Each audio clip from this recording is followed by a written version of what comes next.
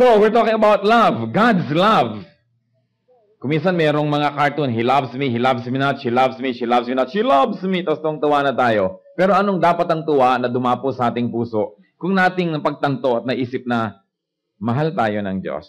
And what and who is the object of God's love? We know that God is love. Lagi sinasabi sa Bible, God is love. Ang ating Diyos ay Diyos ng pag-ibig. And the object of that love is man. Tayo. Sabi sa 1 John 4:10, this is love. Not that we loved God, but that He loved us and sent His Son as an atoning sacrifice for our sins. Pagka di po ba tayo in love, yung lagi na tayo masaya? Pagka in love ka, kahit na bulaklak, iningitian mo. Kahit tinitingnan mo lang sopas, akala mo may kung ano ka nababasang love letter. Iba kasi yung in love eh. Pero, kaya natin dapat lalong ma-develop yung ating love affair with God. Kasi yung mga taong minamahal natin, kuminsan nandyan, kuminsan wala. Minsan minamahal din tayo in return, kuminsan hindi. Pero pag ang love affair natin is with God, it's a constant. It's always there. With or without people. Better if there are people around, but even without, you can survive. And not only survive, but also remain happy. Sabi, this is love, not that we loved God, but that He loved us. Hindi siya nagmahal dahil minahal natin siya muna. Siya ang naunang magmahal sa atin. At ang patunay noon, ipinadala ang kanyang bugtong na anak, ang kaisa-isang sariling anak bilang bayad sa ating kasalanan. Kuminsan gusto nating patunayan na mahal tayo. Gusto mo bigyan ka ng singsing, bigyan ka ng relo, padala ka ng card, ng bulaklak, maalala ka. Pero ano pa ba namang patunay, panghihigit, dun sa God sent His only Son to die in our place. Ano pa kayang pagdududa ang maaring pumasok sa ating isip na mahal nga tayo ng Diyos at napakasidhi at napakasagad nung pag-ibig na yon? So, what is the nature of God's love? Tayo yung object. What is the nature? First of all, it is a great love. Hindi siya basta love, it's a great love. 1 John 3:1, how great is the love the Father has lavished on us that we should be called children of God. Minsan po ay minamaliit natin yun, hindi natin nabibigyan ng tamang pansin yung salitang children of God. Minsan sabi natin, oy, anak siya ni ganon, big time, ganito ang apelyido, ganon ang bahay, nakatira sa ganon, anak ni ganyan. Yung anak ng Diyos. Such is the greatness of God's love that we who are sinners, who have been sinners, can be called children of God. It is the greatest relationship that you can ever have to become a child of God. So what else is the nature of that love? It is boundless. Yun ang pag-iibigan ng mag-asawa, sinasabi, till death do us part. So pag namatay na yung isa, pwede na uling mag-asawa yung isa. Kuminsan nga, buhay na buhay pa, nag-aasawa na uli eh. Hindi po ba? Ngayon, kahit pa nga napakatapat mo sa kamatayan, tapos na. Pero ang sabi, sa Ephesians 3:18, I pray that you may have the power, together with all the saints, to grasp how wide and how long and how high and how deep is the love of Christ. Sabi nawa, magkaroon kayo ng kapangyarihan para naman maunawa nyo, maarok nyo, kung gaano kataas, lalim, kung gaano kalapad, at kung gaano kawalang hanggan ang pag-ibig ni Kristo. Ano yung boundlessness niya? In scope and also in essence. Sa D1 niya, sabi sa Ephesians 3:19, and to know this love that surpasses knowledge. This love surpasses knowledge. Hindi siya kayang ma-define, hindi siya kayang maintindihan ng ganap ng karunungan. Kahit napakarami ng alam ng karunungan. Ang karunungan nga ng tao, kahanga-hanga na eh. Kita nyo yung mga taong pupunta sa buwan, umiikot ang mundo, bukod sa nagro-rotate, umiikot pa sa kanyang orbit. Pagkatapos yung pupuntahan na buwan, umiikot din, pero naggagalawan niya mga yan, yung sasakyan na sasakyan eh, talagang doon nga nagpupunta sa buwan at hindi kung saan napunta. Hindi po ba? At napaplano nila dito talaga ito maglaland. Perfect rendezvous of celestial bodies, of heavenly bodies. Ang galing-galing na nga ng tao. Maaoperahan ng kaloob-looban ng iyong katawan nang hindi man lang bubuksan. Ang galing na ng tao. Puso ng may puso, ikakabit sa'yo. Pero ang sabi, kahit anong talino, anong kagalingan, hindi kayang maunawaan at masukat ang ibig sabihin ng lawak at kadakilaan ng pag-ibig ng Diyos. Ganun, sa kadakila.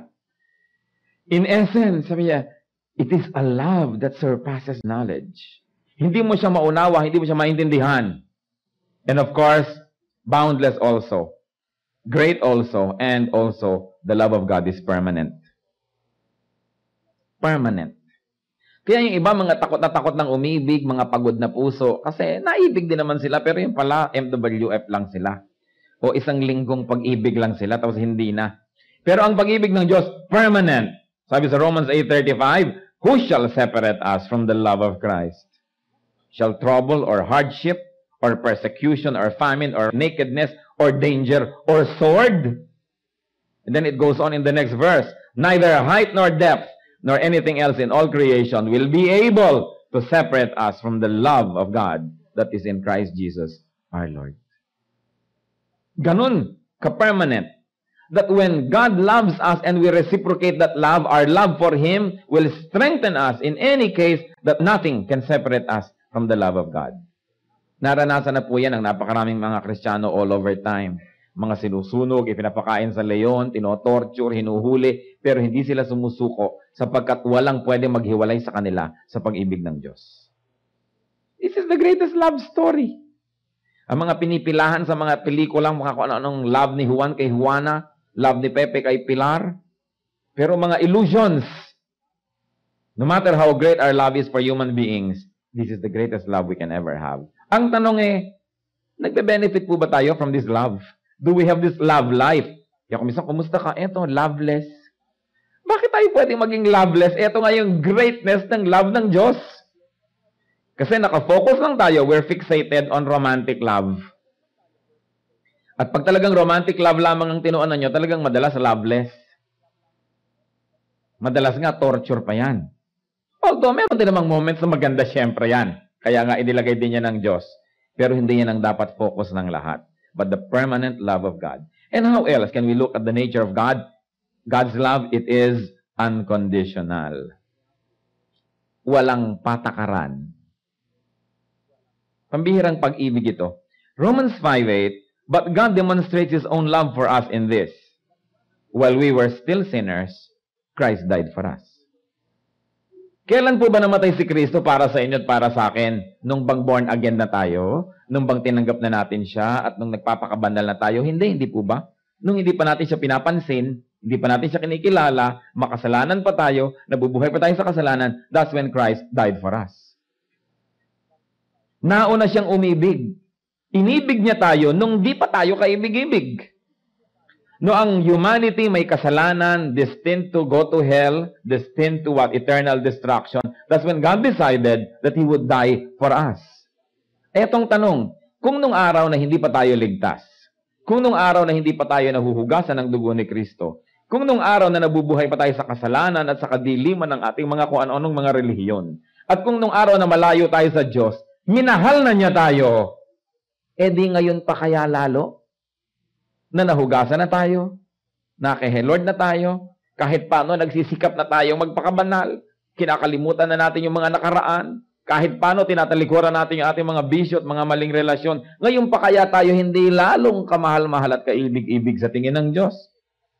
Kung nung araw nga, hopeless, children of darkness, children of Satan, minahal, ngayon pa, na kumikilala na sa Diyos. It's a very unconditional love. And another thing, it's very initiative. Adjective, yung gamit ko sa initiative. Okay? Hindi noun. It's very initiative. It initiates. Siya ang nagpaumpisa ng pag-iibigan.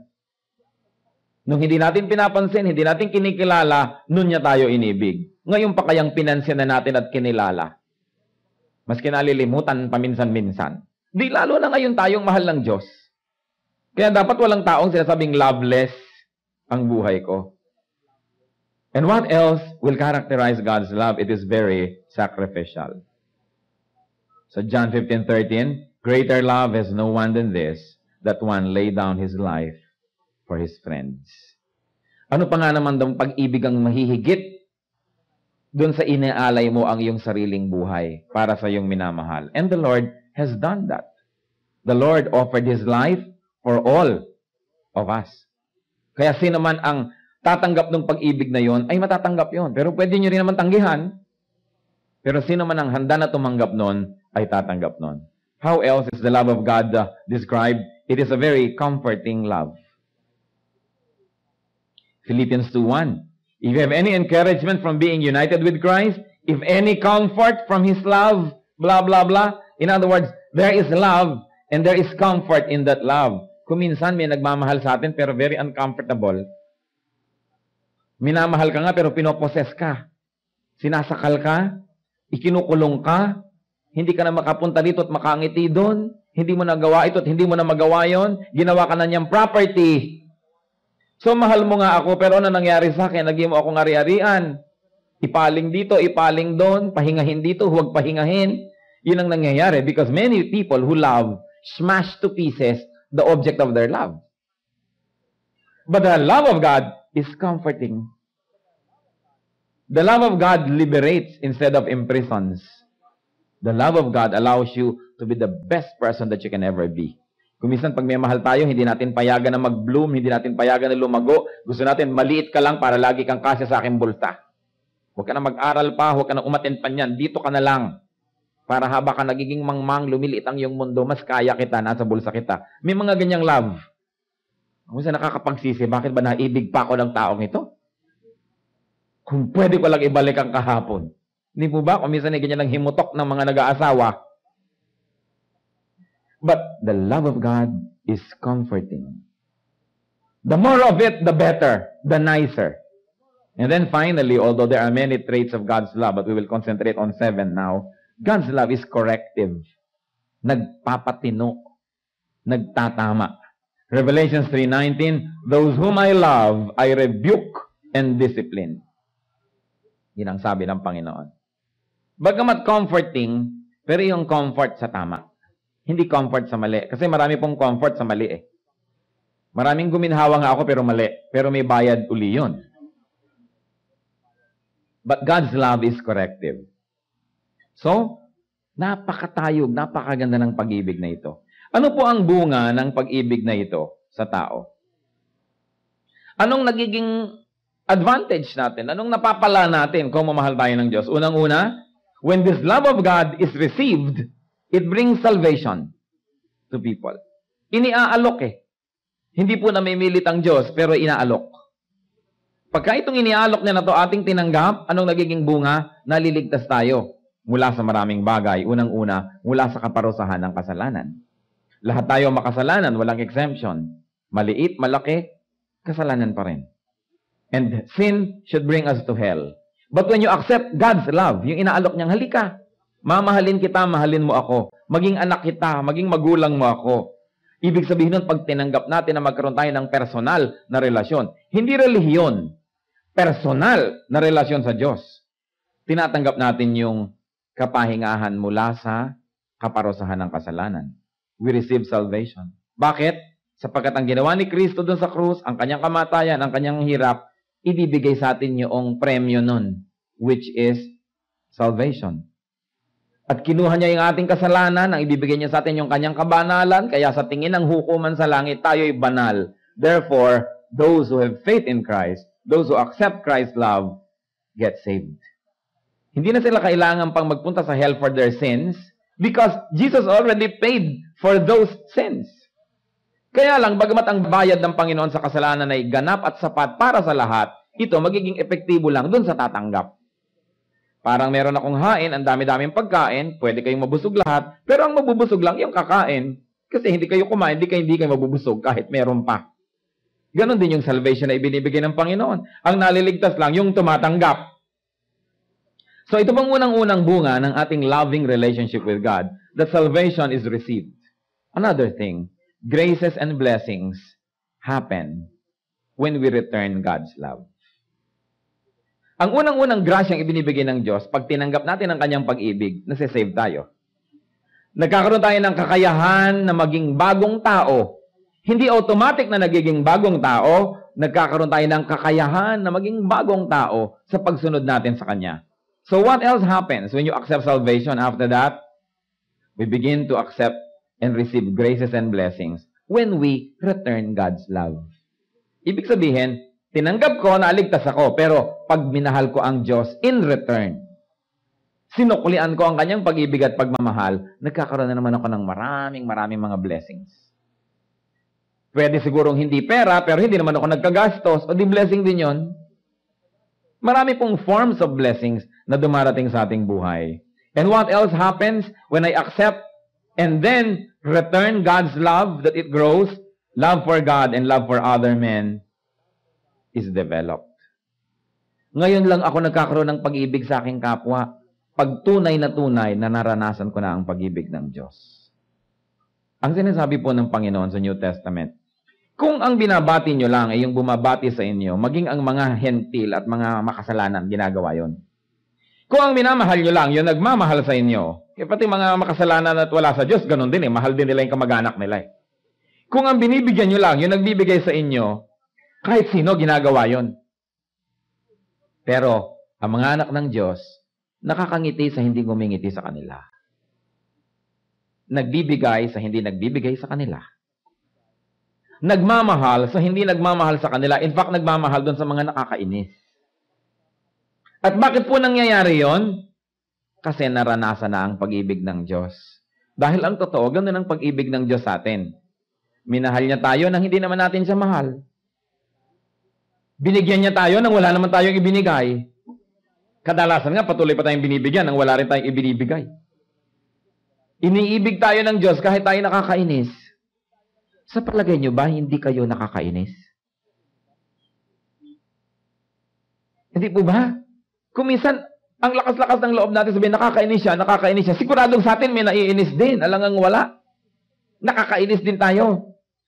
At kung tituusin, ang nakakainis ay yung kabaligtaran mo, yung hindi mo pareho mag-isip, hindi mo parehong ginagawa. Nakakainis yun.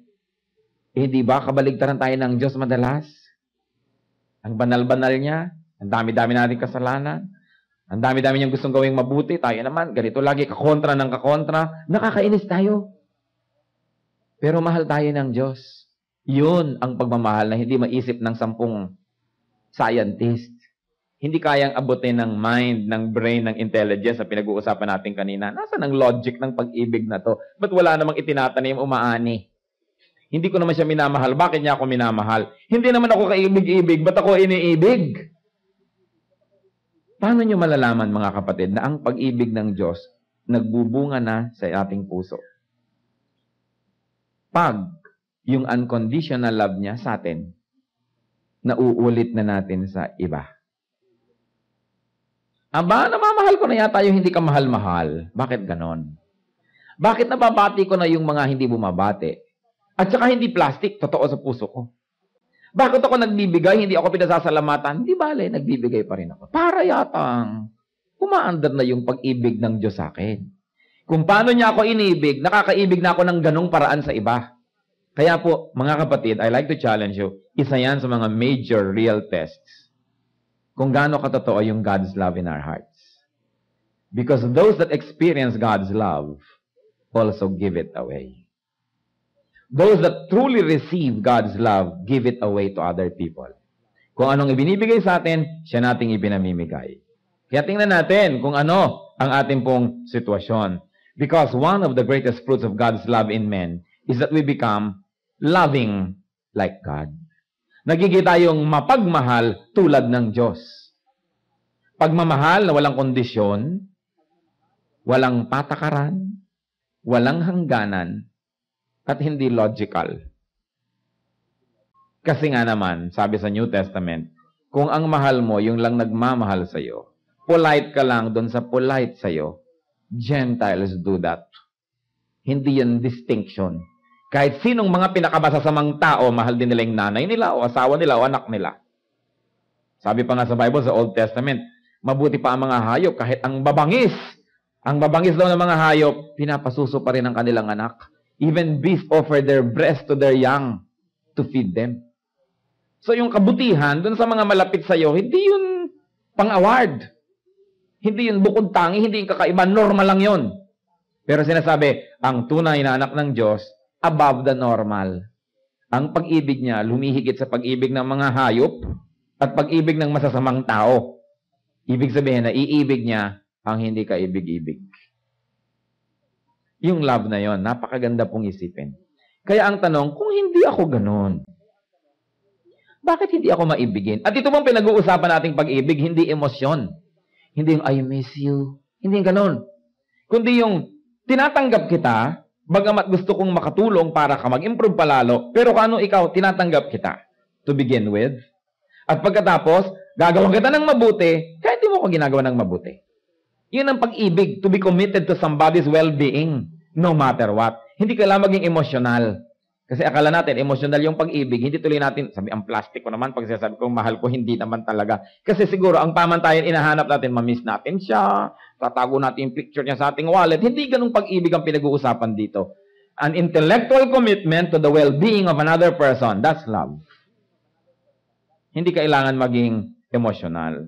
So, nasa atin po ba yung fruit of God's love?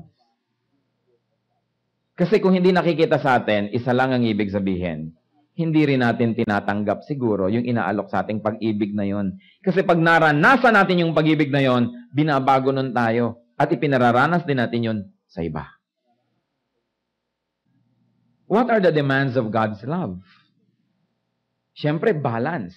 God is a God of balance. Lahat ng may left, may right, lahat ng may up, may down, lahat yan binabalance. So when God gives love, meron din siyang demand. People who receive God's love should love God in return. At kung minsan napaka-abstract, how do I love God? So pinadali ng Diyos. Whatever we do to the least of His people, we do to Him. So kung nahihirapan tayo dun sa abstract, hindi makita, hindi masukat, hindi mahipo na relasyon natin sa Diyos, ang pinakamagandang practice ground, mahalin ang kapwa. Sapagkat pag minamahal mo yung kapwa, ay minamahal mo rin ang Diyos. Kung babalik na rin natin, ang hindi nagmamahal sa kapwa, edi hindi nagmamahal sa Diyos. Kaya ang sabi ng Panginoon sa John 13:34, "A new commandment I give you, love one another." Tingnan nyo ang inyong katabi. Yan yung one another na yun. So nyo, ito ba? Nako naman, wala na bang iba? Pero ang sabi, "A new command I give you, love one another. As I have loved you, so you must love one another." Pambihira, is a very tall order. Hindi niya sinabi lang, "Love as you will love." Sabi niya, "Love as I love you." At ano ba yung pag-ibig niya sa atin? Ibinigay niya ang buhay niya sa atin. Siguro naman, wala na akong dapat idagdag doon. Pag ibinigay niyo ang inyong buhay, ano pang ipagkakait niyo? Hindi lang niya inutos, magmahalan kayo. Ang sabi niya, magmahalan kayo tulad ng pagmamahal ko sa inyo. Parang mahirap. Di po ba? Ako naman, wala na bang iba? Gagawa na lang ako ng pyramid o ng tulay. Mas madali pa kaysa love this person. Pero ang point, mahirap lang kung tayo nakasara sa pag-ibig ng Diyos. Pero pag nakabukas tayo, tinatanggap natin yun, it transforms us. That when we truly receive and experience God's love, we become the fruit of that love. And we become loving in return. And we love in the same way. Kaya babalik ako sa akin pong kanina pa ipinakakadiin-diin. Kung hindi tayo nakakaibig ng ganon, isa lang ibig sabihin, hindi pa rin natin binubuksan ang ating puso para tuloy-tuloyan nating matanggap yung pag-ibig na iniaalok ng Panginoon. Because God's love transforms.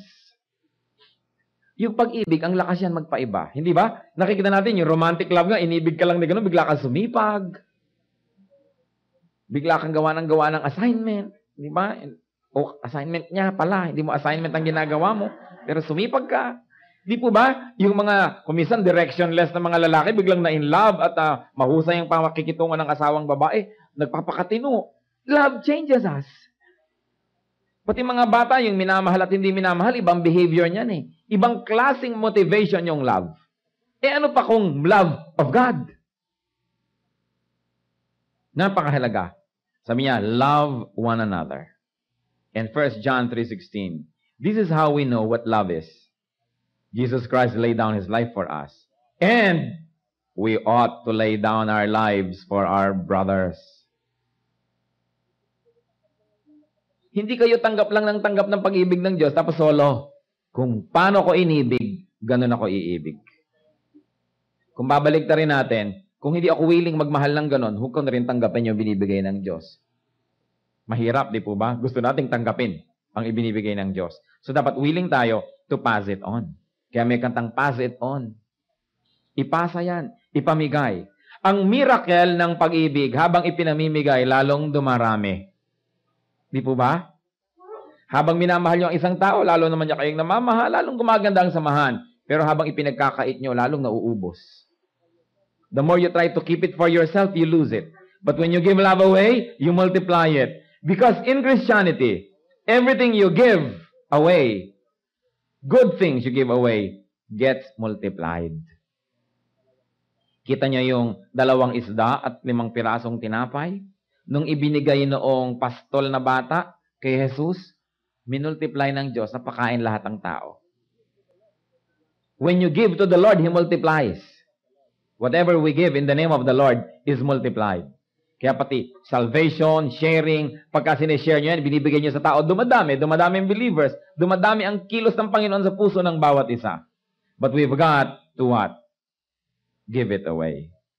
Sabi ng 1 John 4:11, Dear friends, since God so loved us, we also ought to love one another. Love is one of the greatest distinctions of the church. Yung isa pang great distinction, holiness. Di po ba? Holiness and love. Yan po ang dalawang dapat pagkakilanlan sa tunay na kapatiran, sa tunay na iglesia ng Diyos. And sadly, these are the 2 great elements missing in churches today. Holiness and love. Kasi kung wala ng holiness, di para na lang tayong Lions Club, Kiwanis Club, di po ba? Waling-waling Preservation Society. Nakikita-kita tayo, nag-uusap-usap tayo, meron din tayo isang manual, kasi ang mga club, may mga manual din yan, may mga pamantayan. But without holiness, the church is no longer distinct. Para ka nalang Alpha, Phi, Omega, kung ano-ano mga sorority, samahan, may goal. But holiness makes the church distinct. And number 2, love. So hindi lang dapat love, holiness, kambal yun. Kasi love without holiness can be poisonous. Love must be tempered by holiness. And holiness is expressed through love. Ano kaya ang mangyayari? Bakit ang mga churches ngayon talaga kulang na kulang yung love? Sabi nga, in near the end times, most love in men's heart will grow cold.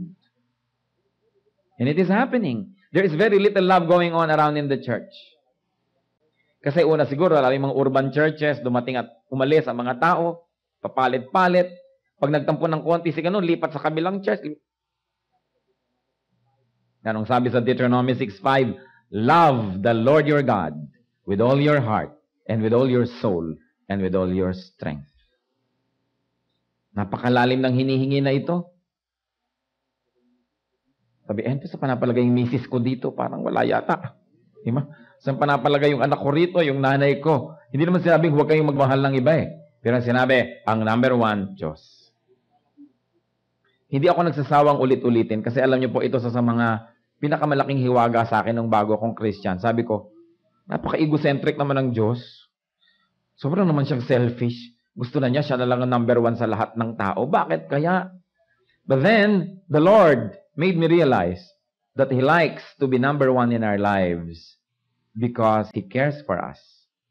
And He knows that whoever is number 1 in our life can destroy us. Di ba, pag ang number 1 sa buhay nyo, si Juliet, o namatay si Juliet, magpapakamatay na si Romeo. Pag ang number 1 sa buhay nyo, halimbawa, si Goryo, magpapakamatay na si Tekla, pagka nawala na si Goryo. Pagka ang number 1 sa buhay nyo, itong asawa nyo, tapos bigla siyang nag-left turn, ano mangyayari sa inyo ngayon? Hinahanap nyo si Crispin at si Basilio. Number 1 ang sa buhay nyo, anak nyo, pag nag-asawa, sumasali kayo sa kanila kayo, panggulo kayo sa kanila, kasi hindi kayo mawala-wala sa eksena dahil number 1 sa inyo yung anak nyo. Pag ang number 1 sa ating buhay, tao, we are bound to be sad. Dahil yung tao na yan, na number 1 sa buhay nyo, bibiguin kayo niyan. Sinasadya man o hindi. Kahit hindi niya sinasadya, mahal din niya kayo. Tao yan, magkukulang yan eh. Magkakamali yan. Naku, kawawa kayo. Kung yung number 1 sa inyong puso, tao. Kasi iiwan din kayo. Sasadyain kayong iwan o namatay. Ayaw kayong iwan, namatay. Iiwan pa rin kayo. O ano ngayon nangyari sa inyo? Di po ba? Pag mahal na mahal nyo ang isang tao, you are in a very dangerous situation. Dahil ang kasunod niyan, masasaktan kayo. Anong sinasabi natin? Hindi naman natin sasabihin, huwag yung mahalin ng tao. Pero ang sabi ng Diyos, ng Bible, unahin yung Diyos. Love the Lord your God with all your heart and with all your soul and with all your strength. Bakit? Number 1 sa inyo, Diyos. May number 2, asawa nyo o anak nyo o whatever. Nawala yun, namatay yun, nalulungkot kayo, pero hindi kayo nababaliw dahil andun pa yung Diyos, yun ang number 1 eh. Buo pa kayo. Hindi kayo sira. Kasi nandun siya, hindi siya nawawala. Hindi niya kayo pagtataksilan, hindi niya kayo iiwan kahit kailan. Kaya ang gusto ng Diyos, ang number 1, yung pala dahil gusto niya tayong i-protect. Kasi pag hindi na siya ang number 1, kawawa na tayo. So sabi ko, ay hindi naman pala egocentric ang Diyos. Pati pala yung kanyang kagustuhan na siyang ibigin is a sacrificial love. Dahil pagka siya ang ating inibig, lagi siyang nag-aalaga sa atin, edi syempre, nakakaroon siya ng trabaho. Gusto niyang gawin yun. Happy is the person who loves God above anything or anyone. When things or people go away, intentionally or unintentionally, the person will have a strong center, a strong anchorage, and he will remain standing in his love for God whenever he is. Lagi ng panangigin natin ang Diyos. Minsan hindi natin nauunawaan kung walang tingin. Pero hindi naman kung hindi natin nauunawaan eh, mali na siya. Kulang lang tayo ng pangunawa. So ang sabi, love God. People are to love God. How can we receive God's love? Paano? By loving the Son, men receive the love of the Father. Sabi sa John 14:23, Jesus replied, if anyone loves me, he will obey my teaching. So nakita po natin, paano nyo malalamang mahal yung Diyos? Hindi nyo naman siya siyempre aabutan ng kape. Hindi naman siya re-regalohan ng choknat na korting puso. Hindi nyo naman siya kakamutan ng likod. So paano nyo malalaman na mahal nyo pala ang Diyos? Paano nyo maipapakita ang pagmamahal nyo? Dito ba? Hindi naman siya naipag-iinit ng sopa.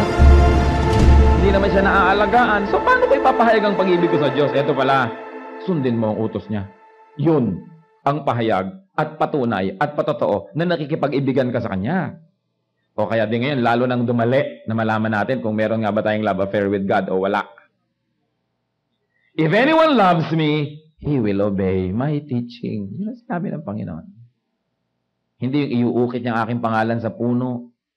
Hindi yung ganito, hindi yung ganyan. Niya, susundin niya ako. Now we are bringing down a very, very high-sounding abstract concept to something that we can really understand. That to love God is to obey Him. Ganun kasimple. So hindi siya emotional. Bihira rin naman sa atin yung emotionally attached with God. Although that's nice, I think, no? Pero hindi naman laging emosyon yun eh. Love is obedience. Obedience is love. Sabi niya, if anyone loves me, he will obey my teaching. May bunga pa yon. So, mahal ko si Jesus. Susundin ko ang kanyang mga inuutos. Ang sabi dito, John 14:23, my Father will love him, and we will come to him and make our home with him. Can you imagine? You like the Father to love you? You like the Father and the Son to live in you and make their home in you? Isa lang gagawin natin, love Christ. How? By obeying Him. Obedience is a very, very important aspect of our faith. Akala nung iba, pag alam nila yung nakasulat sa Bible, magaling na sila. Pero hindi yung alam, yung pagsunod sa alam na yon ang pinag-uusapan. We study the Bible not to increase our knowledge, but to change our lives. Inaalam natin ang mga dapat at hindi dapat, para yung mga dapat ay gawin at ang hindi dapat ay huwag gawin. At pag sinusunod ko pala si Kristo, nakikipag-ibigan ako sa Kanya. At iniibig naman ako lalo ng Ama at tinatahanan ako ng Diyos.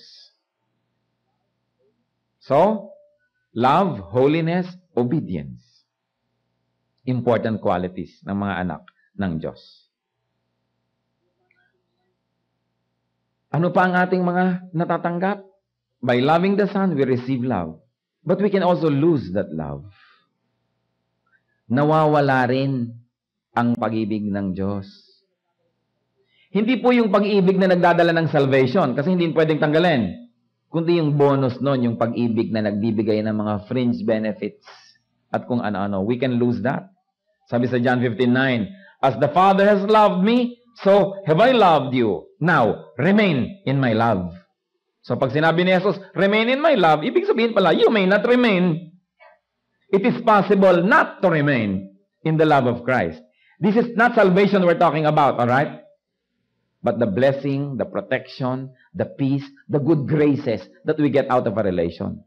Kasi kayo, kung mag-asawa, kahit ano pa mangyari mag-asawa kayo, ganun yun. Kahit save ka na, kung save ka na talaga kahit anong mangyari. Pero hindi naman lahat na mag-asawa, masarap ang samahan, di po ba? Mag-asawa, pero hindi masarap ang samahan. Meron din ganon, save, pero hindi masarap ang samahan sa Diyos. Nawawala yung tamis. Nawawala yung magagandang mga bagay. At yun ang sinasabi, remain in my love. Huwag lang yung salvation mo ang hawakan mo, kundi lahat ng beautiful fringe benefits of it, dapat mo ring ma-enjoy. Which is, of course, premised in obedience. Sabi sa Jude 1:21, keep yourselves in God's love as you wait for the mercy of our Lord Jesus Christ to bring you to eternal life. So keep yourself in God's love. Magtrabaho ka. Magpunyagi ka, magsikap ka para wag kang mawala dun sa area ng pakikipag-ibigan mo sa Diyos. Pero hindi salvation ang pinag-uusapan. Hindi salvation ang pinaghihirapan. Hindi salvation ang pinagtatrabahuhan dahil si Kristo ang nagtrabaho para doon. Pag natanggap na natin yon, ang tinatrabaho natin is to keep the relationship nice and sweet and beautiful through obedience, through service, through godliness. So, keep yourselves in God's love. It is your work. It is not God's work alone. Meron tayong kinalaman doon. So, one may not remain in Christ's love. Sabi sa John 15:10, if you obey my commands, you will remain in my love, just as I have obeyed my Father's commands and remain in His love. Kung sinusunod mo ako, mananatili ka dito sa silong ng aking pag-ibig. So, merong kung, if you obey my commands. Madalas po tayong mga Kristiyano, nalilimutan natin yung part na yun ng buhay, yung obedience. Akala natin sapat na to know. But to know and not to obey is worse than not to know anything at all. We become doubly guilty when we know and then disobey. So, if you obey my commands, you will remain in my love. Marami pong kuminsan nagpapa-counsel. Sabihin, parang hindi ko nararamdaman ang pag-ibig ng Diyos. Parang ang layo. Siguro nga. Siguradong ikaw ang lumayo. Alam nga namang siya. Sabi nga niya, I will never leave you nor forsake you. Pero tayo, pwede nating sabihin sa kanya, I can leave you, I can forsake you. Di po ba nangyayari? So kung nararamdaman nyo, parang malayo ang Diyos, manalamin kayo, at kayo ang may gawa niyan. Hindi pwedeng Diyos ang may gawa. Kasi ang pangako niya, I will never leave you. I will never forsake you. So, kung wala kayo, therefore, hindi kayo nag-remain. Ibig sabihin lang, hindi tayo nag-obey. Simple ang malalalim na bagay na ito. Let's remain in Christ's love through obedience. God's love is for all men. But only men who open their hearts to receive God's love will enjoy it. God's love in men result in being loving to other people. God's love is to bear fruits. Love may be received. It can also be lost. Not salvation, okay? But life of peace, life of abundance, a life in full of God's graces, it can be lost. Kaya maraming Kristiyano, bagamat saved, bagamat secure ang salvation, walang peace, walang joy, walang prosperity, walang rest. Kasi malayo. At kung malayo, hindi Diyos ang lumayo, tayo ang lumayo through disobedience. Let's bow our heads before the Lord and let Him minister to us in a very personal way. Have we fully realized that God loves us? O kung saan-saan natin hinahanap ang pag-ibig? Ano po ang inyong assessment sa ating sarili pag sinukat natin? Malayo ba kayo o malapit sa Diyos? Gusto niyang lumapit. Sa Revelations 3:20, sinasabi niya, I stand at the door, I knock. Whoever opens the door, I will come in and eat with him.